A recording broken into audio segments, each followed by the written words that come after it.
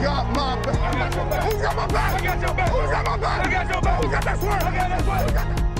Jesus Christ, the Knicks put on another BTA performance, my boys. Oh my God. The Knicks beat the 76ers 140-89. I'm talking it was a no contest. Everybody know Brunson came to play. And before we kick things off, welcome back to another episode of Break the Huddle. I'm your humble host, Don Deuce. Do not forget to like, comment, subscribe, share for all your favorite Break the Huddle content we got coming your way. Let's get to it. Look, what a game. What a game tonight. I like what I see from the New York Knicks. It's a lot of things that there's not much that I could say that I didn't like about what I saw today. What I did like, first, shout out to Mike Brown. He has this New York Knicks team honestly clicking on all cylinders. So, and you gotta give credit to the coach, because for as much as we killed him for the lack of focus, the lack of adjustments, like late in games and stuff like that, when you got a team clicking like this, you got to also give props and love to the coach, just the same way that you're going to kill him for late game adjustments, things like that. So shout out to Mike Brown. I will also give kudos to his substitutions, man, because after today, it looks like Ariel Hukporti is going to be a solid rotational player, because we need the bodies to throw at Joel. Because when you look at, in this game, you look at Cat and Mitch had 5 fouls just in the first alone. 3 on Cat, 2 on Mitch. So you're gonna have to get Hukporti in there just to salvage some minutes. And I'm fine with that, because if he learns how to, all right, don't fall for the pump, keep hands up, and you just learn a little bit from Mitch, he could win his minutes. Hukporti could win his minutes. So I'm interested to see how he handles his bigs, his minutes, when to keep them in, when to trust them, when to not, you know what I mean? So that's something I'm paying close attention to, because we need our bigs to defend. We need our bigs to defend Joel.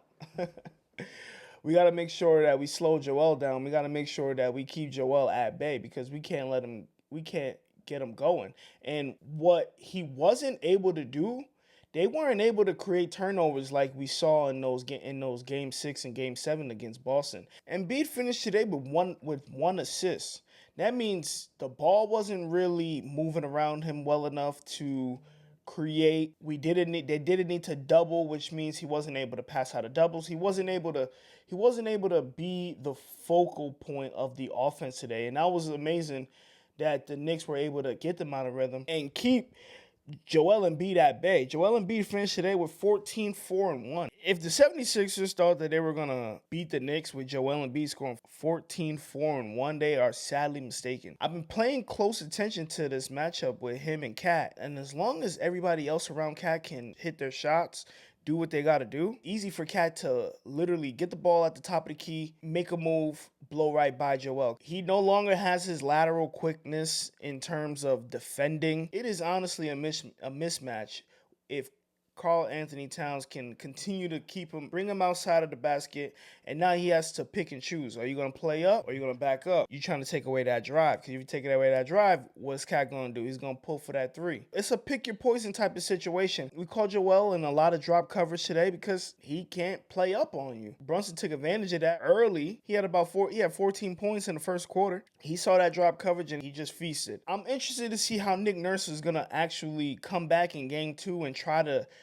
defend that. How are they going to properly use Joel? How are you going to not make Joel Embiid a liability on defense, while we need to continue to figure out how to continue to make him a liability on defense? If Paul George is the best player on the floor, we're probably doing something right. Paul George is like the second best player, the third best player on the floor.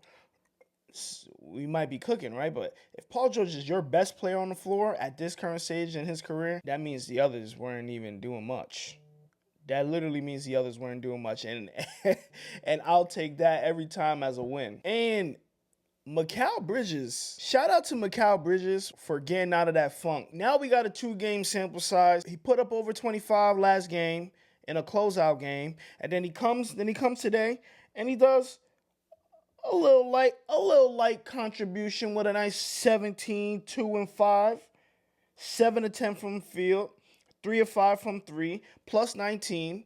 Like, as if we could get an engaged Mikal Bridges, we feel dangerous. It literally feels dangerous when Mikal Bridges' shot is clicking, because what it does, when Mikal's shot is going, it allows Josh Hart to be the true Swiss Army knife. It allows him to rebound, defend, play make, where he doesn't feel like he needs to, maybe get a little bit more buckets this game, because Mikal got it going. So he's doing a bunch of other things. I think that's the best way for the Knicks to play. I just hope that Bridges can keep it going, looking for his shot, staying aggressive, and remaining aggressive on defense, and keeping those guys in front of him. There's not much you can even really break down with this game. Another amazing performance by OG Anunoby, man. He gave us 30 minutes, 18 points, 3 boards, 1 assist, 1 block. But all I seen today from this Knicks starting 5 is it felt like everybody played together. It felt like everybody was feeding off of each other. And at this current point in time, this Knicks team looks like an elite championship contending team. And there's no doubt about it. They are absolutely thrashing their opponents. If you haven't noticed, look at the Knicks' last 3 playoff games. They beat the Hawks by 29. Then they beat them again in Game 6 by 51. Then, after a weekend, you see Joel Embiid, you see him with his dominance, you see how Philly take control and win that Game 7. You're like, dang, they could possibly, we could possibly have some matchup problems with them. But nah. We come out here and we slap them around for another 29-point victory. The Knicks are aggressive on defense. They're hungry. They're creating extra possessions. When you see them getting all up in you, creating steals, creating those turnovers, you see the other team start to deflate. That's what it looks like. You literally start to see the other team deflate. Joel had no answers. Maxey had no answers. And we held all of them to a total of 89 points. That's a defensive masterclass. That's a testament to Mike Brown having his team focused and ready. And that's for the players on the floor. That's for Cat taking on the challenge of Joel. That's for all the bigs taking on the challenge of Joel. I really do think Joel Embiid is that good. So the fact that everybody came to play, they understood the assignment. And I think looking ahead to Game 2, I'm just trying to figure out how exactly are we going to answer the adjustments. Because Nick Nurse is coming with his adjustments. He's going to try to figure out, maybe continue with the game plan of trying to establish Joel Embiid inside, try to get our bigs into foul trouble, because that's what it looked like. It looked like they were trying to just muck up the game, and the Knicks were just not going for it, bro. They were not going for it. You're gonna need to get a little bit more creative than this. Let's just see if we could bang with Joel inside and then he passes out. Nah, man, you're gonna have to get a little bit more creative. I think that they're going to start trying to hunt their matchups a little bit more, try to get the smaller guards onto bigs. It'll honestly be interesting. And yeah, I really, really feel this run in my bones, because it's not just wins. These aren't just calm W's. These are statements. What the Knicks are doing right now, they're making a statement. And if we keep seeing this type of play for the next 3-4 games in this series, I feel sorry for who we got to see next round. If we could get the 76ers out of here quickly and we could take care of our business, I feel sorry for the next people. When I look at the remaining teams, there's a lot more flaws. There's a lot more flaws on those units than there is the Knicks. And there's nobody left in this playoffs, in this Eastern Conference, that's having an offensive output like the Knicks. Facts over feelings, man. But it is what it is. Like I said, I'm keeping this video short today. This was just a quick reaction after that BTA. There wasn't really too much to really analyze, just off the fact that they put on an amazing performance tonight. But like I said, it is what it is. I'm Don Deuce. I'm out of here. This Break the Huddle. Got my back. Who's got my back? I got your back. Who's got my back? I got your back. Who got that swerve? I got that swerve.